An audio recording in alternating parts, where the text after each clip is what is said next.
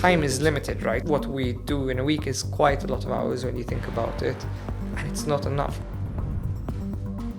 Our dogs are working dogs. They do not go into the hole. If I need to go and deploy to somewhere and my dog's just been stressed for the last 3.5 hours, he's going to need a day to recover from that. For sure.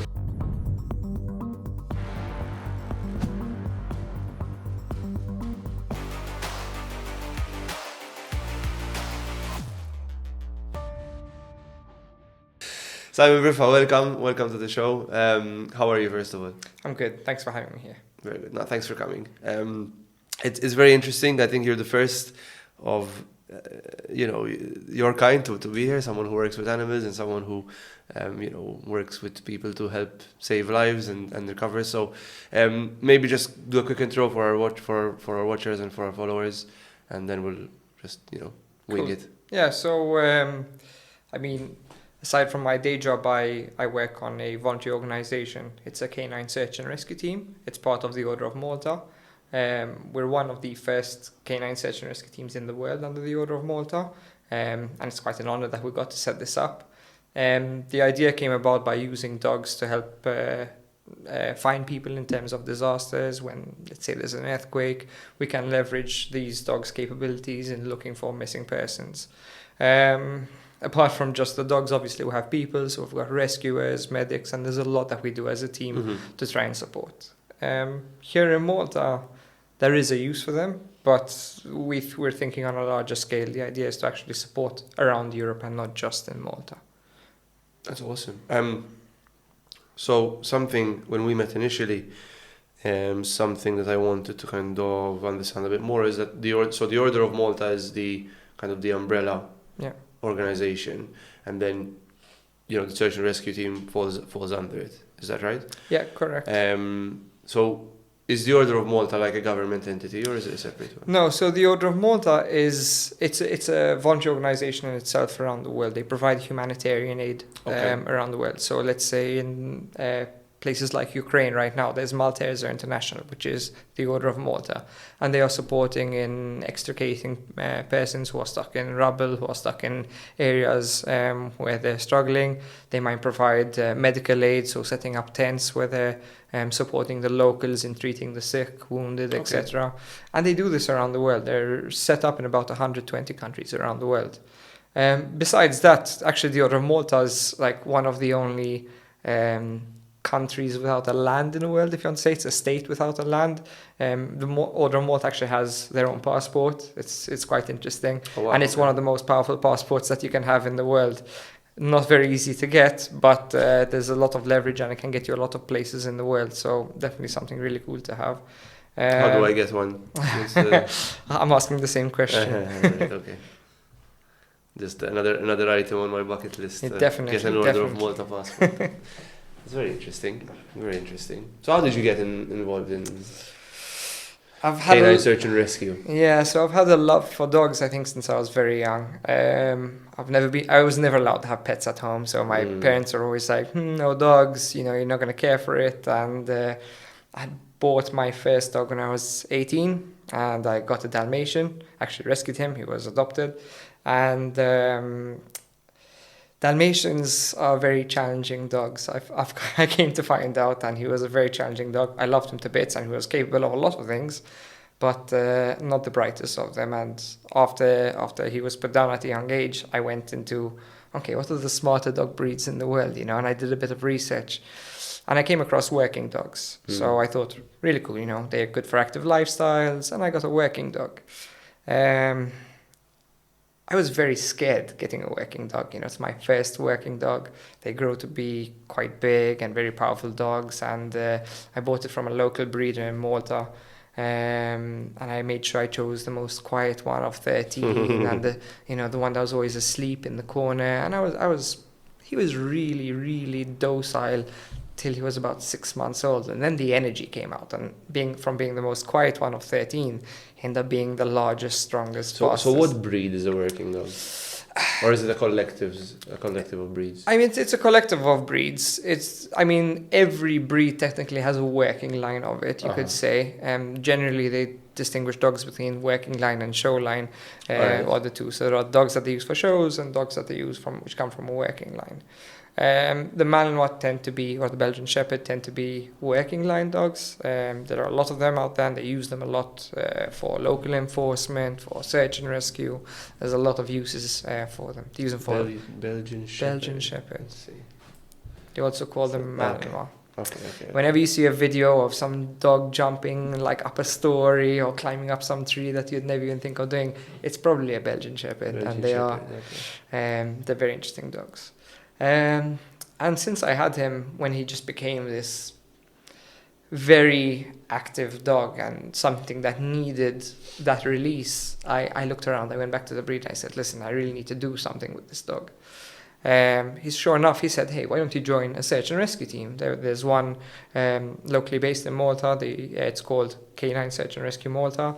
It's run by Joe Attard, a really nice guy. They're another team that in Malta do search and rescue as well. And it's where I started out. I joined them, I started participating with them, and I really loved what I was doing there. You found your people. I did. I finally said, fantastic. After years of my parents telling me no dogs in the house, I found a place where I can be around dogs and super happy. And then things started escalating. My dog was doing fantastic at search and rescue. We made some waves, you could say, in the area, and people noticed it. And eventually someone reached out to me, who was the breed I got my dog from, and he said, listen, the Order of Malta has approached me and they'd like to set up their own canine search and rescue team and would be one of the first ones in the world for the Order of Malta. Are you interested? I mean, yes, I'm in. And obviously I felt this is my chance to do something bigger than just playing with my dog on the weekend, or just teaching my dog a skill but never really getting to use it. Knowing that I can actually deploy abroad and help support in disasters just changed the game for me. And I said, definitely, I've always been very active in scouts. I did a lot, I was always very hands-on. So when I heard I could do this, I was like, yes, this is kind of where I want to be. That's cool. What's the name of your dog? Flash. Oh, nice. Okay. Yeah. Nice. So Flash is still involved, right? How old is he now? Yeah, he's 5.5. All right, so he's peak. He was certified last year, actually, because we finally went down the route of getting our dog certified.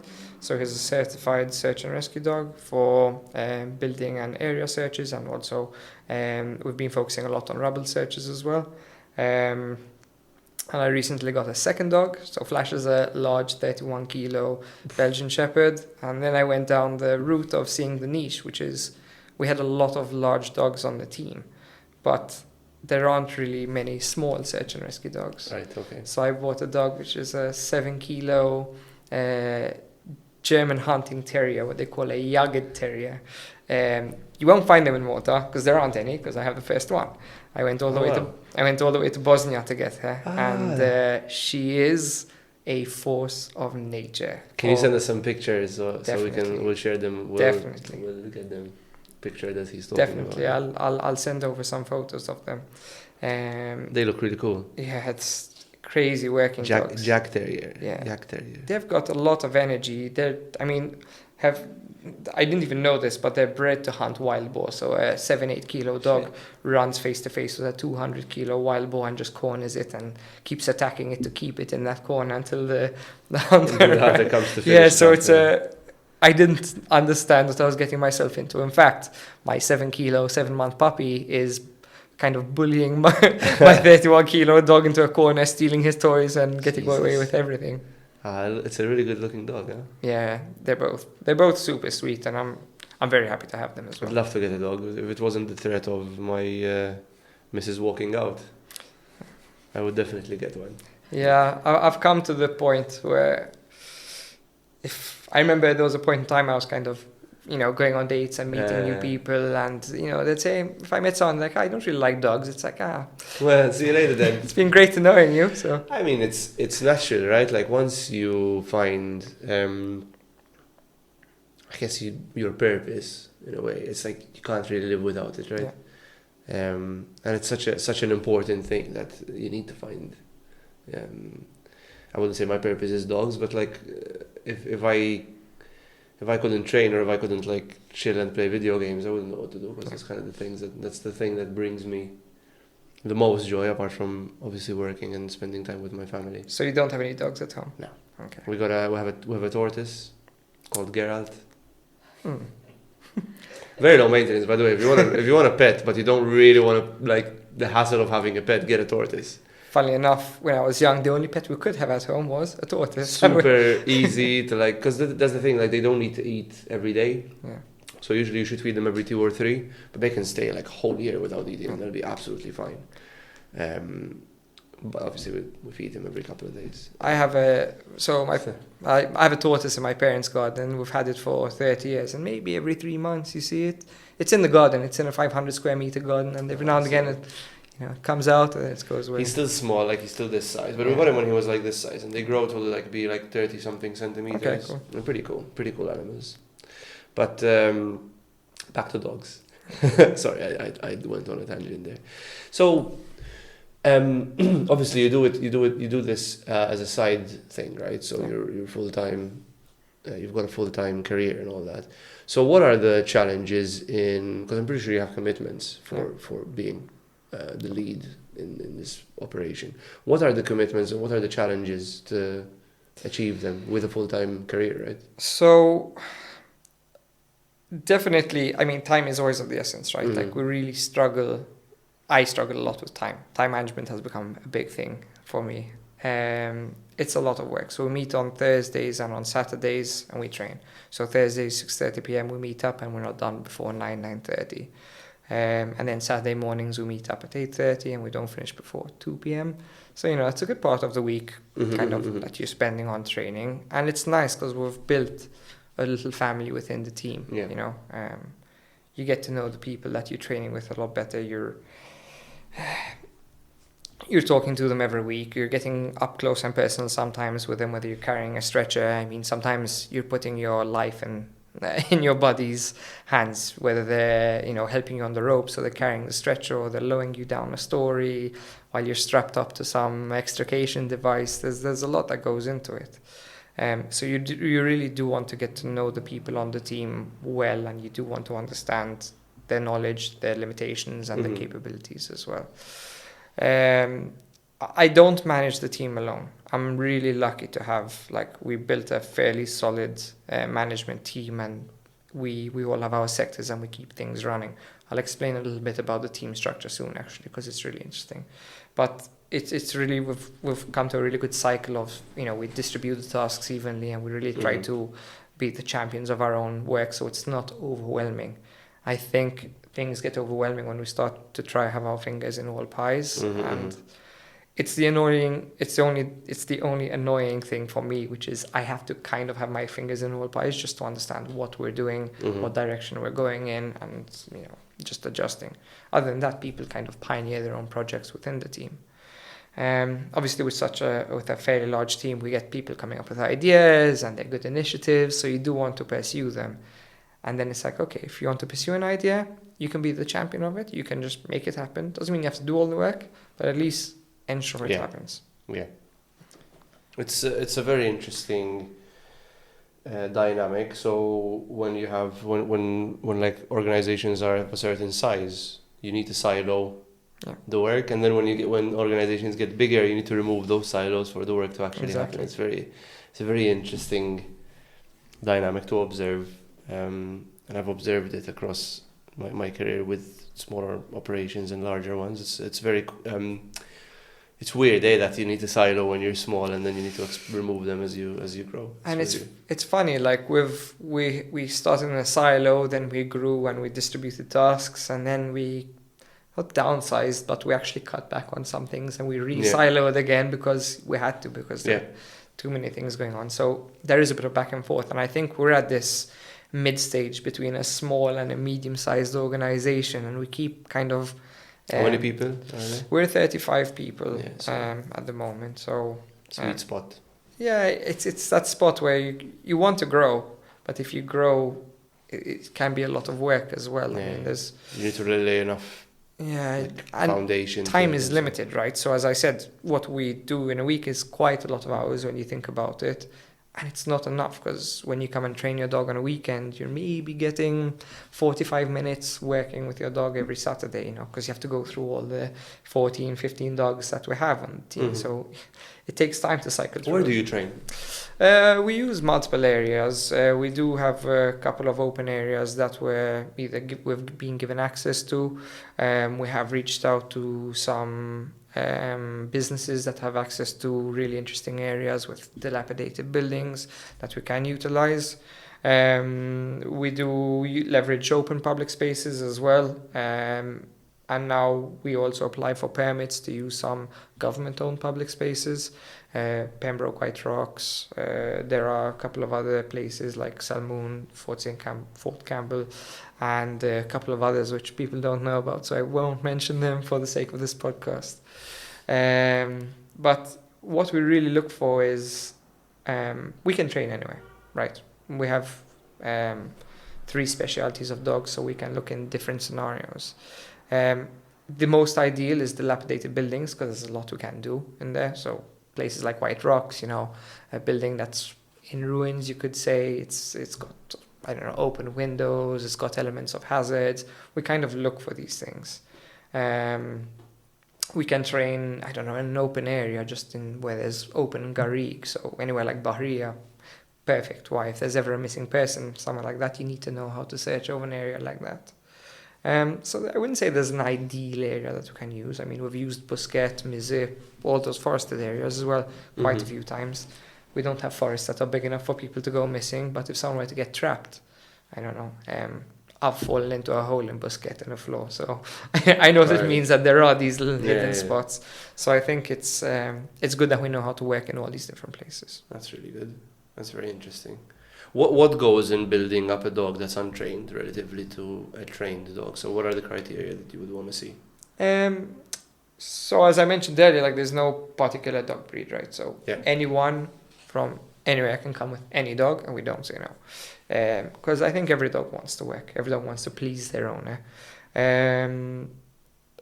You start with the foundations, I would say. So you want to build up the dog's olfactory gland, which is the gland that they use to smell the particles in the air. Now this could be for dead people, it could be for live people.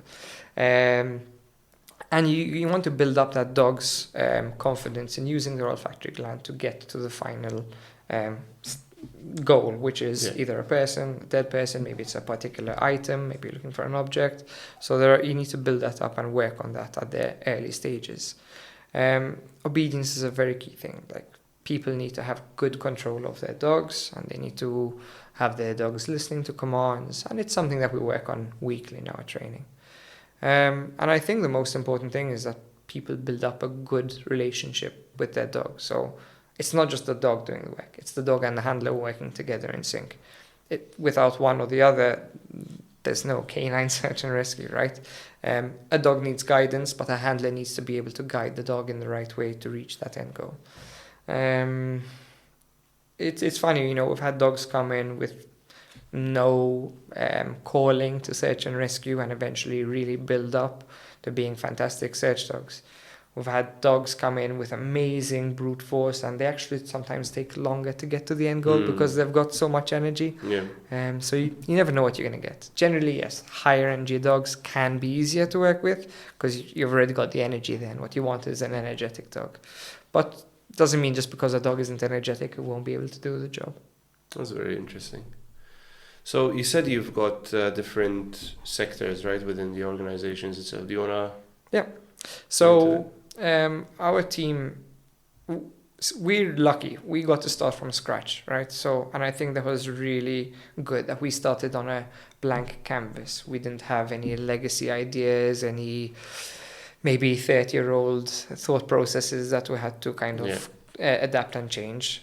So we started from day one with a blank canvas, and we looked at who are the top people who want to be working under in the world. Now, under the United Nations, there's a body. It's called INSARAG, which is the International Search and Rescue Advisory Group, and they have teams all over the world. So when something like the earthquake in Turkey kicked off, they deploy teams from different countries, and you get accredited under them. So we looked at the structure of teams that they recommend, and this was separated into 5, which is search, rescue, medical, logistics, and administration or operations. And we basically structured our team on those 5 pillars because that allowed us to kind of function effectively. So we worked on building up kind of an administration team, and they handle all the paperwork, they work on funding, they work on the marketing, and they do a lot of the behind the scenes work that you don't see. We've got our logistics team, so they handle the purchasing of equipment, they look into what new equipment we want to buy, they listen to suggestions from the other teams, and they see if the search team want a new drone, okay, where we're going to source it from, where do we get it, how long is it going to take to get here, and they do quite a lot of work on that side. And then I would say then the 3 main pillars of the team are the search, rescue, and medical. Medical, it's a given. They do 3 things. So they do medical training for the team. So they're constantly seeing whether we can do training in-house or whether we need to go to do a specialized course for medical.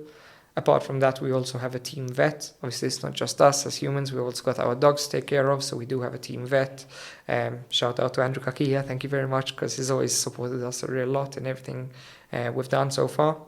And he just gives our dogs a once over every time we've traveled. He's come to look over every dog, check our paperwork, vaccinations, and make sure we're not going to get stuck in any country going or coming.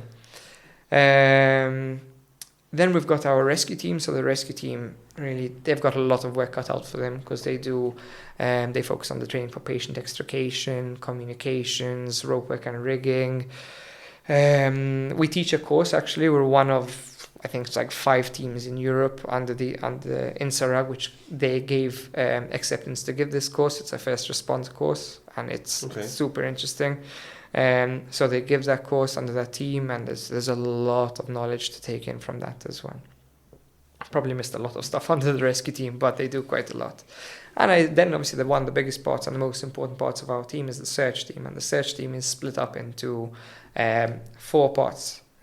One is what we call USAR, so it's Urban Search and Rescue, and it involves air scenting dogs, which is what Flash is. So Flash is looking for any sign of a human scent in an area, be it a building, or be it in rubble, or be it an open area. And the idea is I can just go with my dog on site, release him, and say, okay, find me any human in this area. We've got our tracking dogs. So tracking dogs are given a specific scent. So let's say you walk out of this building, right, and you go missing. We would show up here with a tracking dog. We'd give the dog this area. He'd start looking for human scents. If we notice there's an item of your clothing on the floor, we'd actually show him where this item is, or we'll let him find it, and then we'll kick him off on the track from there to start following your path and show us where you passed through and where your final destination was. Super interesting, because those dogs can pick up scents even 3 days old. There's a lot they can do. Obviously, it all depends on weather, elements, etc., but they have a very keen sense of smell. We've got our cadaver dogs. So cadaver dogs we've actually used with the law courts. There was a few cases of missing people for extended periods of time, and they wanted to see if there was any foul play in certain areas. So went on site, used our cadaver dogs to look for any signs of cadaverine, which is a decaying human body. And the dog will indicate if they do find presence of decay.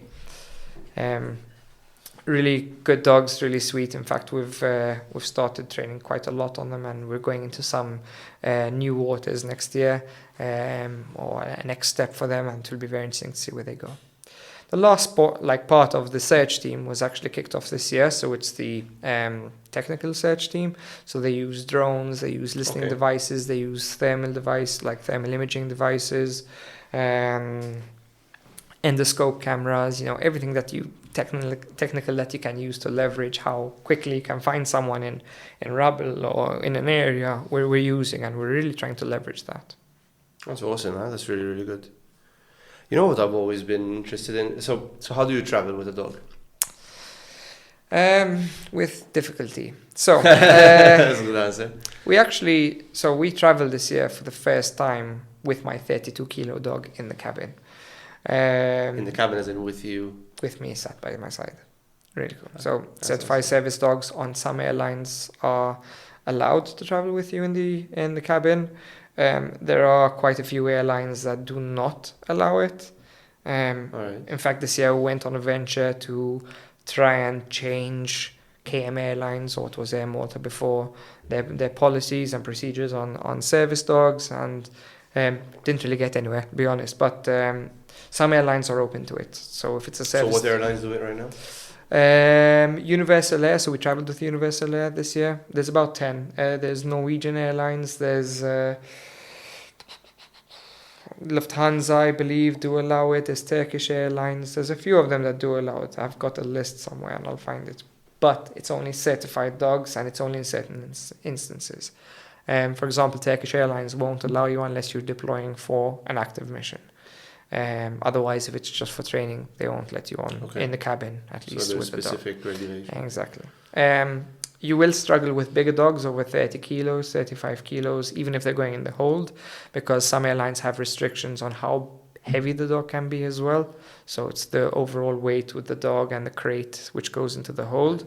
So it gets quite challenging. So what happens when they're in the hold? Like if it's a 7-hour flight, like is there someone who takes care of them, or? Not really. No, you're putting the dog into a very dark space, right? And it's not great, and it is a little bit colder. You know, I don't know if you've ever felt the inside of your luggage the second it's come off a plane. It can be quite cold on the inside. So it is colder down there, and it is a bit darker, and it is a bit stressful on the dogs as well, which is kind of why we fought for, listen, our dogs are working dogs. They do not go into the hold, because if I need to go and deploy to somewhere and my dog's just been stressed for the last 3.5 hours, he's going to need a day to recover from that. For sure. So I can't get to work straight away because my dog is just going to be all over the place. This year we went to Hungary. We had a training exercise in Hajdú-Soboszló. We traveled with 3 dogs, so we had 3 dogs on the plane, all 25 kilos plus. It was, to be honest, plain sailing, really easy. The dogs all went on the plane, just lay down, under the seat in front of us, and we're super quiet the whole flight there. Everyone taking photos of the dogs and really excited to see, dogs on a plane, because no one ever gets to see, 3 dogs. We got star treatment from the cabin crew as well, because we were like first on the plane, first off the plane, Nice. telling everyone to sit down before, so the dogs can leave first. I think they had even cleared the row in front of us and behind us. And flying back, funnily enough, there was the CEO of the airlines of Universal Air, and he stood outside with us for a good half an hour, 45 minutes, just saying, listen, if you ever need to deploy anywhere, just here are my contact details, call me, we'll help you, we'll get you through that country. Good, yeah. You really need an airline that wants to support you. You really need to be able to get to a country as fast as possible. For sure. Yeah. Does it affect the dogs, like the high altitudes? Like sometimes, like for example, I'm horrible with it. Like my ears just get all... I'm terrible as well. Yeah. My biggest fear was, the dogs are going to be freaking out. It was the first time we flew with any of our dogs, right? Okay. My biggest fear was the dog's going to be freaking out the second we hit that, point in time where the altitude is changing. The dogs were fine. I was the one complaining like my ears are hurting, but exactly. the dogs were fine. The dogs were just laying down, having their nap. They woke up, just looked around a bit every now and again. They honestly, How long was the flight? 3 hours, 20 minutes, something like that. And no need to go to the toilet or anything? No. My dog can hold it in for 48 hours if he had to. He's very diligent like that. But even as I mentioned, I brought my puppy down from Bosnia, and I flew with the same airline. Actually drove across Croatia just to use the same airline, because I know how easy it was to get her back home. And I mean, we ended up stuck on the runway for 2.5, 3 hours plus the 3-hour flight, and she was fine. She just slept. She woke up, during the way. I was panicking the whole time. I actually asked the cabin crew for a garbage bag to put onto her crate just in case she peed. But I don't know. I think they sense it's inside and they shouldn't go. So they were really well behaved.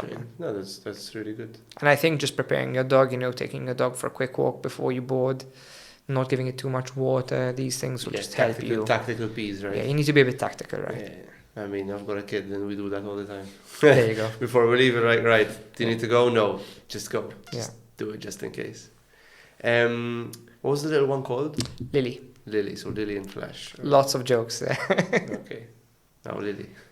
Yeah, we recently did a demonstration in Gozo, actually for Voto, which are like another subgroup of the Order of Malta, the volunteers of the Order.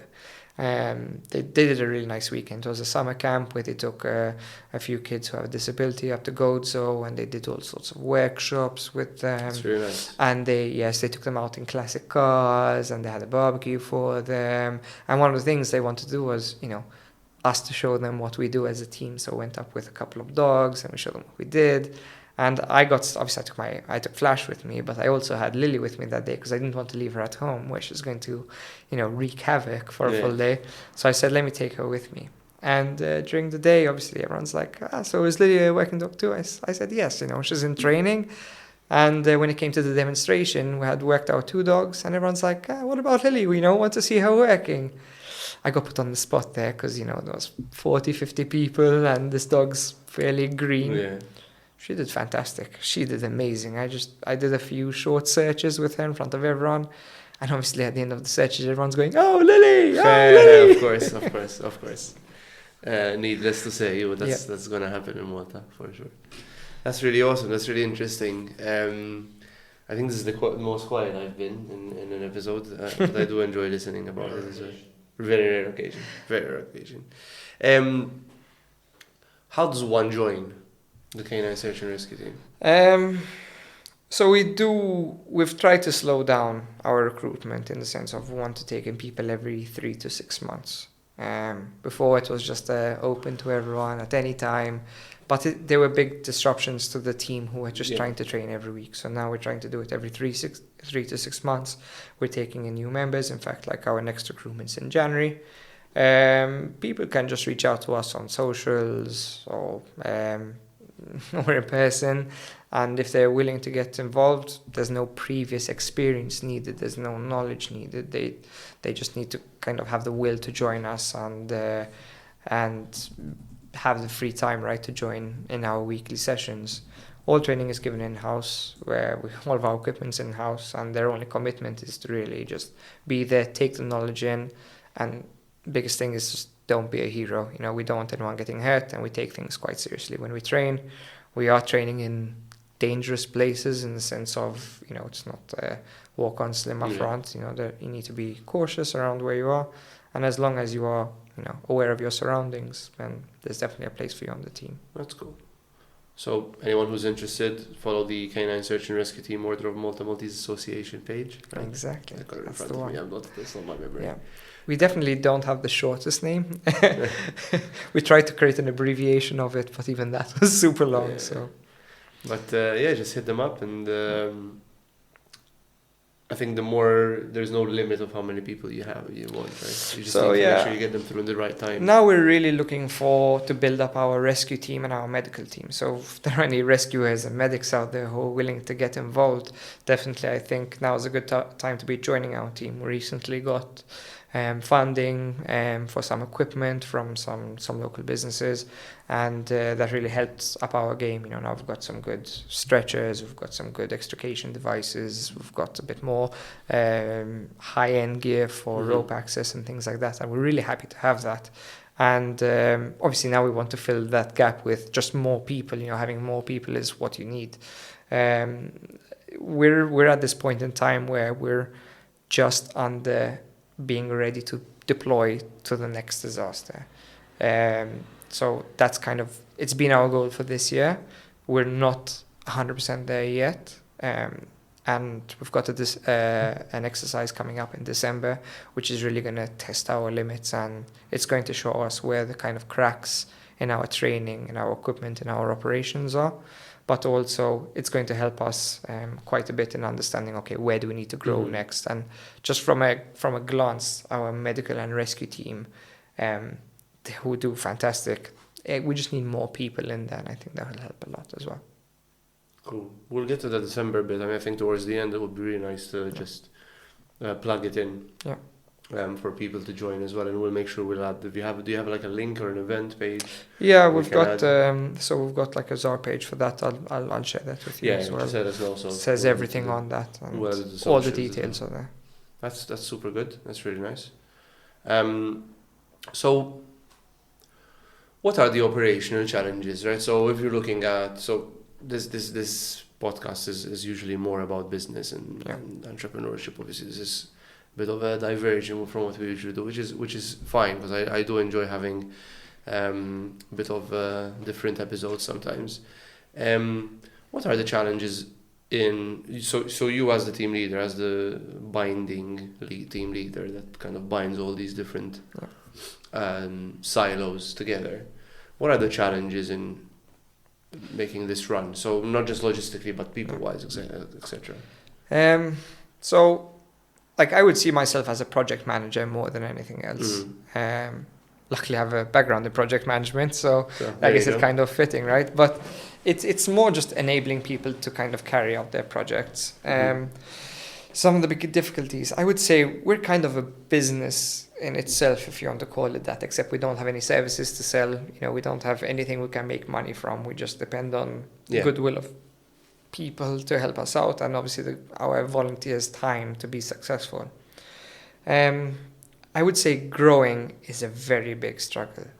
You want to grow to have the workforce, but when you grow, you also have to deal with a lot more people, which becomes more problematic. There are intricacies in every single person's application, who they get along with, how they are, their constraints, and their timings, and it does create quite a bit of a logistical nightmare just to make sure everyone can come to training and you can train effectively as a team together.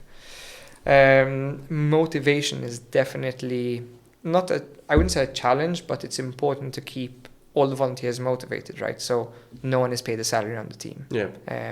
So you need to keep people wanting to come on a weekly basis. You want to make sure that they're happy all the time. I always want to make sure every single volunteer on the team is happy. At the end of the day, they're donating their time to us, and I really appreciate that, from them. Funding is always a big problem, so it took us so long to get started, to get our infrastructure set up of who we are and our operations, get things moving, and then we had a sponsor back out, so we got I kind of had to take 2 steps back, and then we started again from scratch and got things running again. And there's always these ups and downs within the organization. It's a voluntary organization. People come, people go. And when people leave, sometimes they leave a big void or a wake, when they leave. And it's always important just to see, how do I come back from this loss? I can say I miss everyone that's come and left, and it does leave a void in the team. It does leave a dent in the team. And it's always just about, okay, what are our next steps after this person leaving to kind of fill that void? Maybe if that person created a knowledge gap, how do I fill that knowledge gap?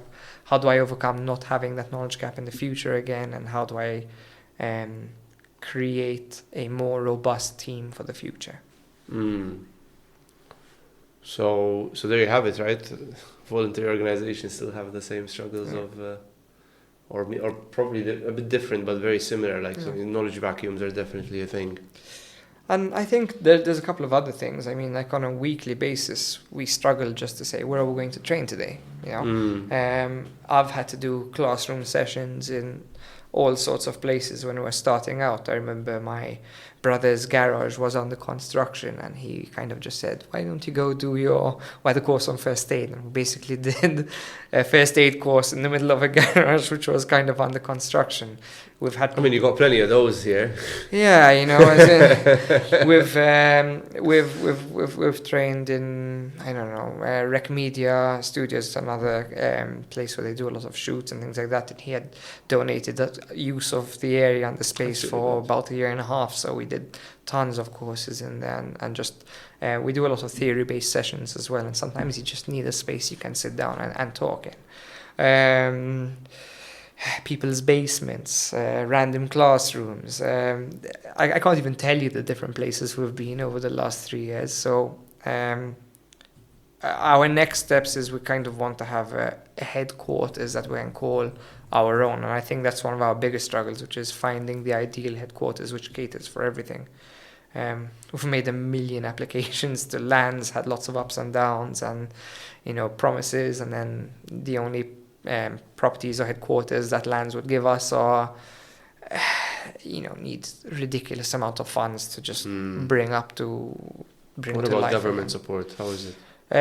You do not get government support as a voluntary organization in the sector that we're in. You not directly. There are opportunities, right? So there is, for example, the VOPS, which is funding that the government offers that you can apply for, like every other voluntary organization in Malta does.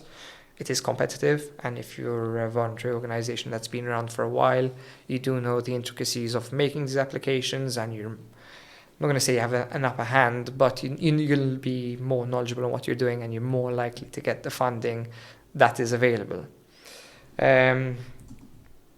Some countries abroad do offer funding to the voluntary organizations that do search and rescue. It looks like Malta just isn't there yet. There is some EU funding, which does take some heavy paperwork, and you do need to be very well established to apply for that funding. And I think that's kind of where we'll move to in the future as well. Okay. Well, it's a shame that that you don't get that much support from the local government. I think it's something that needs to be there, right? Like it's better you have it and not need it than need it and not have it. Right? I mean, what you will get from the government is the opportunity to train with the government entities. So Civil Protection Malta, AFM, Mater Dei, they've always been open to training together. Actually, AFM have supported us in not only training, but have actually provided us classrooms as well to give courses in the past.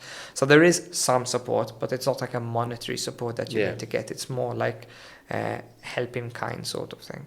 There is Region Tramontana, so they're kicking off a project called the Synergies Project, which is an EU-funded project, and they're working on disaster preparedness. And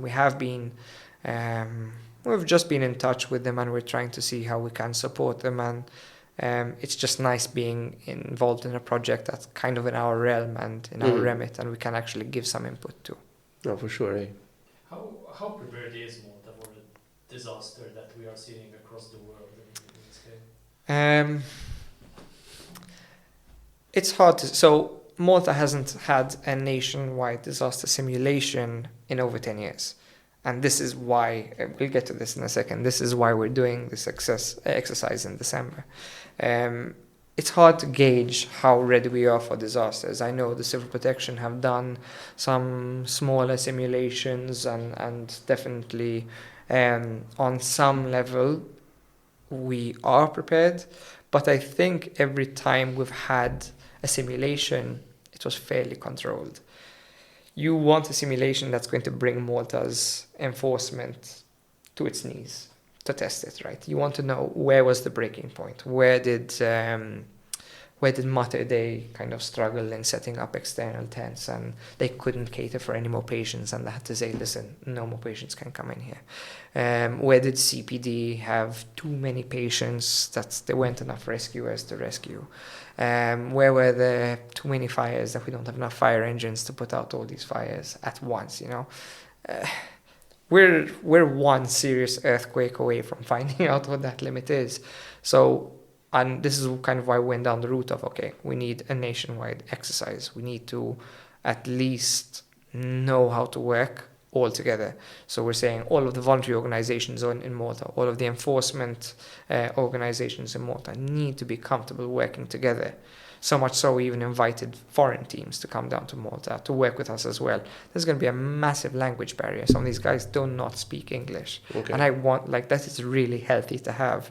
We can't just bank on always being able to communicate with everyone on the field. If we ever reach out to foreign support to come to Malta, they might not come speaking perfect English. So you need to have these elements of difficulty to be able to really understand how prepared are we for a disaster. Malta hasn't had a very serious disaster where the whole land was affected, and I really hope we don't. Don't get me wrong. But I think it's important to understand what are our capabilities and what can we do. Mhm. And we'll be learning about this in the future. I know civil protection now have some ideas for the future to start understanding where our limits are, what our constraints are. And I think it's going to be really interesting to be part of that and understand where we've slot into all this as well. Because we're a very small team, right? With 35 people, so we're not running things here. We're just a Canine team with some rescuers, some medics, and we try to do the little bit that we can. Yeah. No, absolutely. So if somebody wants to come and watch this event, right? So let's go into that level of details. How long are we in? Like 45 minutes, right? Mm-hmm. So we're 45 minutes in, so maybe got another 15, 20 minutes left. Let's talk a bit about the event a bit more in depth now, of like when it's happening and how people can join. And I really hope that if people that are joining also contribute something towards the cause as well. It would be really, really, really cool. So when is it happening? So DESX is happening on the 14th and 15th of December. Right.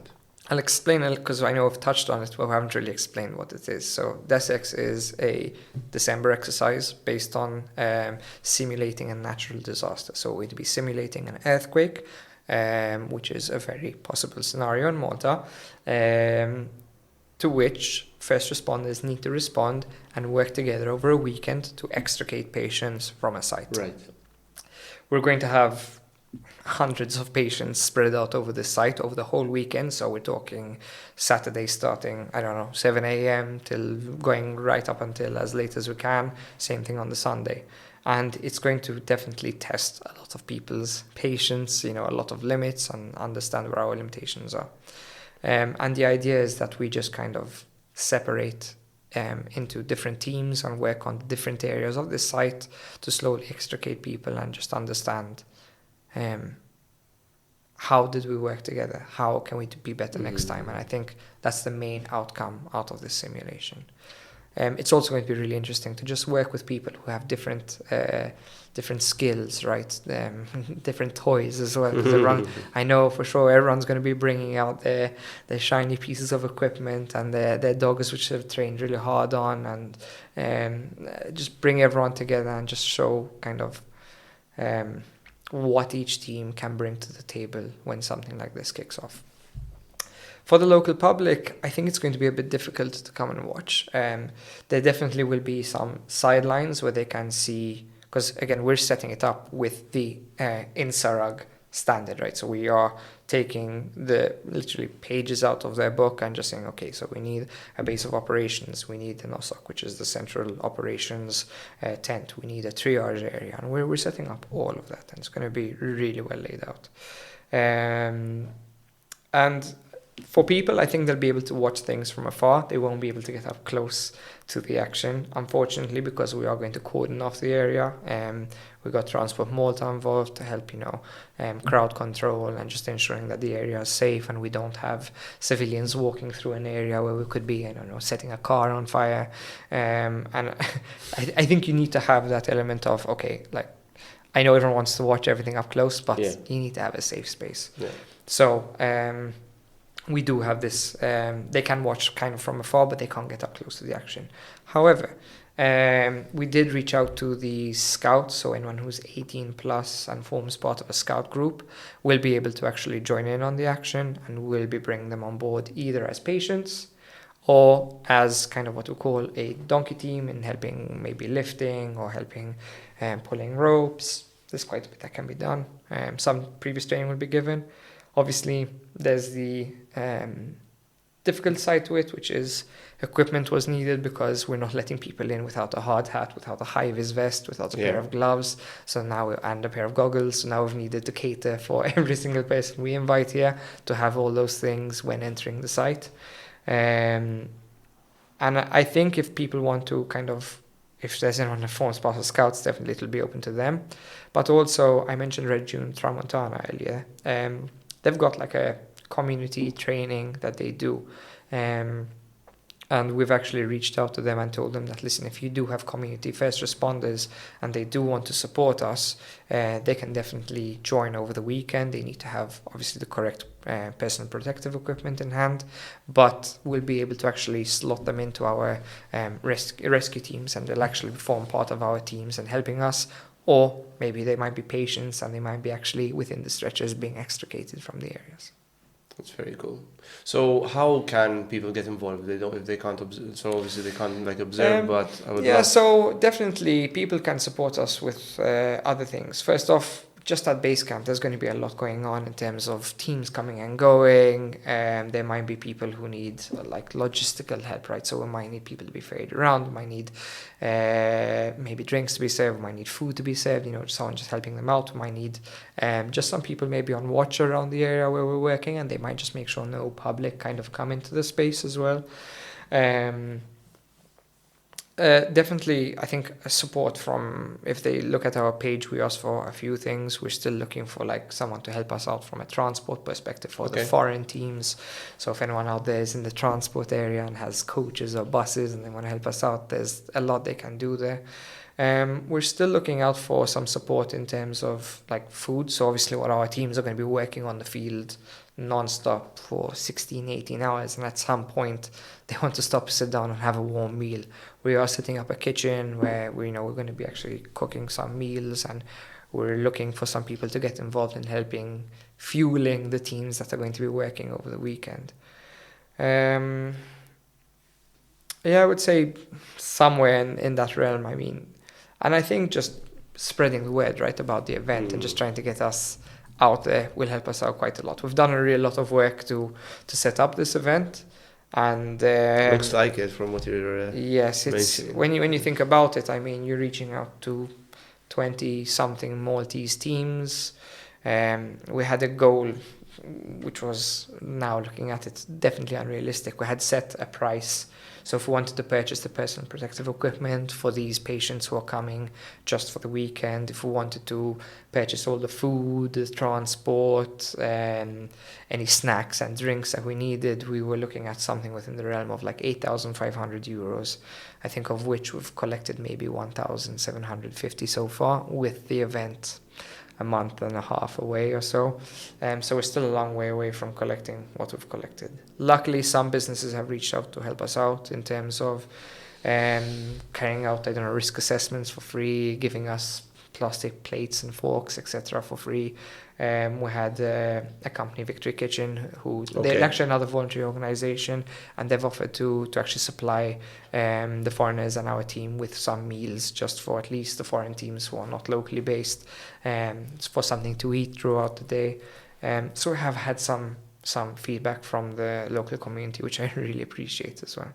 That's really nice. And it's good when people kind of turn up and support, for especially for something you're working so hard to build and all that, right? You'd be surprised. Cool. Even when you think about getting the permits, getting everything together, it's a logistical nightmare. We have 6 teams coming from 6 different countries with dogs. Wow. What kind of countries get involved? So we've got the Hungarian team, we've got a team from Crete, we've got a team from the Netherlands, we've got a team from Italy, we've got a team from Holland. I mentioned them already, sorry. I feel like I'm missing someone out, but yeah. And a team from Romania as well. So they're all coming down with different members, all with different skills. You've got firefighters, medics, canine handlers, and some of these guys, live and breathe search and rescue. So they're full-time? Full-time is 40 hours. Some of these guys go way beyond that. Way above that. Obsessed. Last year I went on a road trip. I did a 3-month road trip, just myself and my dog. The goal of this was to just meet different search and rescue teams around Europe, and I went on a small simulation training weekend in Romania, and did 2 weekends actually there where I did this training. It was really fun. I went over to Hungary because from the initial training session or simulation, I met this Hungarian team who did not speak a word of English. They were lovely though.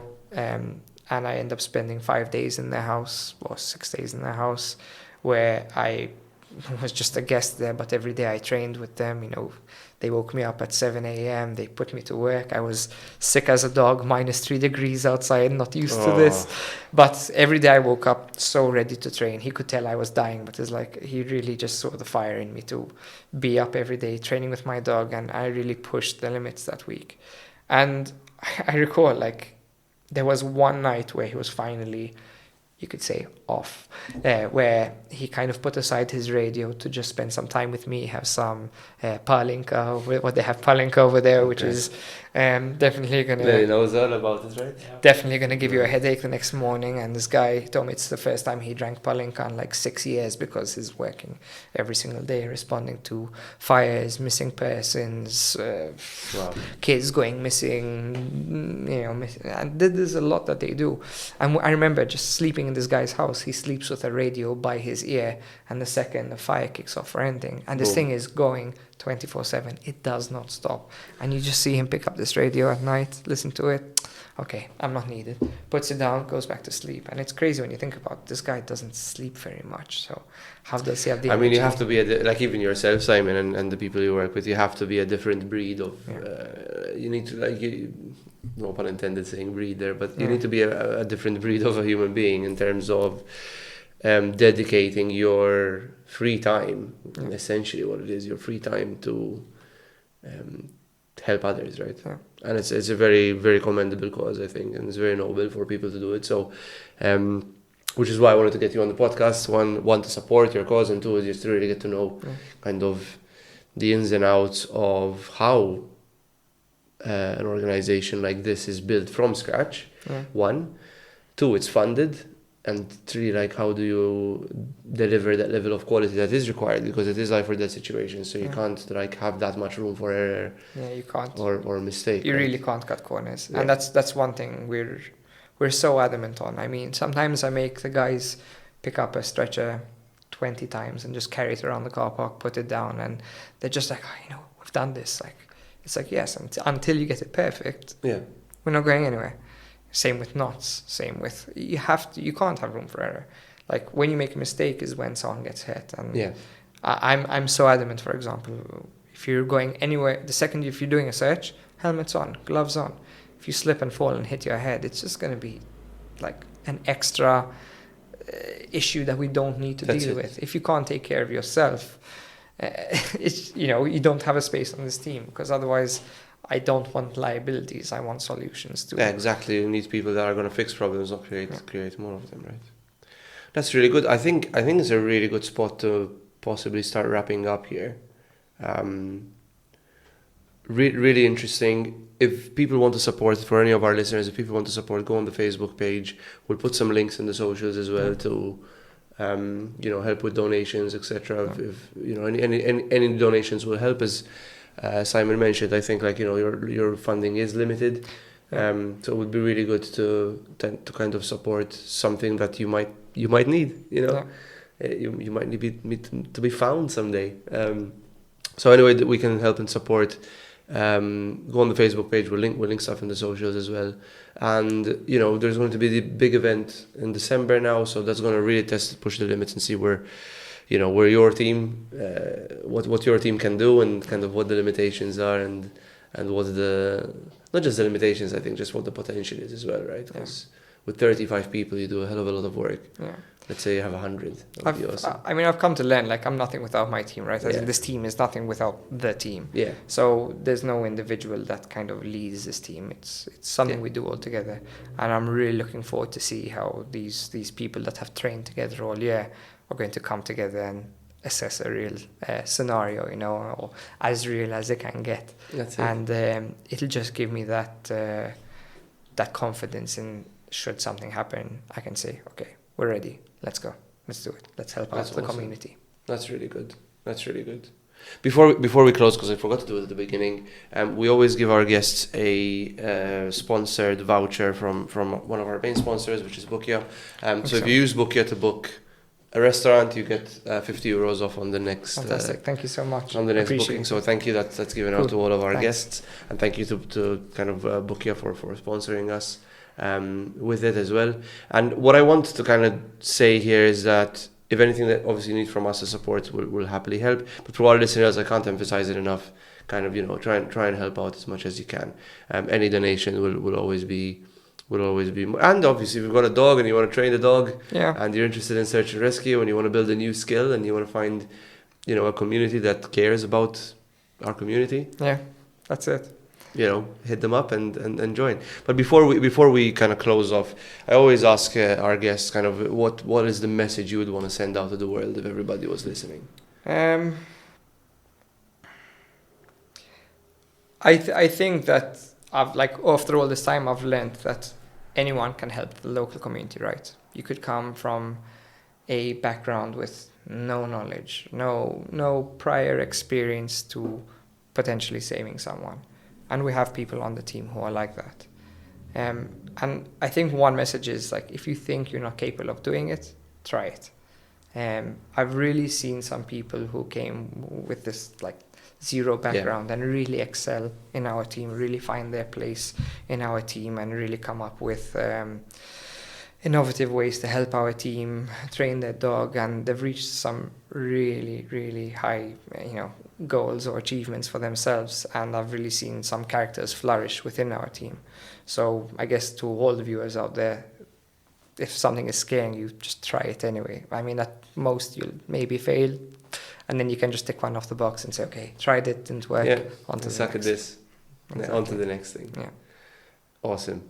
Simon, thank you very much. I think it's been a really, really educational episode for me. Very interesting to kind of hear what you guys do. It's definitely, I think, something I've never explored personally, but it is very, like I said before, it's very noble. It's obviously very positive for the community, and I wish you all the best, and I wish you all the growth in the world. I hope you know the Canine Search and Rescue team grows to the international ambitions that you have. So thank you very much. Thanks for joining, and you know, we'll talk again. We'll definitely talk again. Definitely. Thank you for having me today. Cheers. Cheers, mate. Thank you.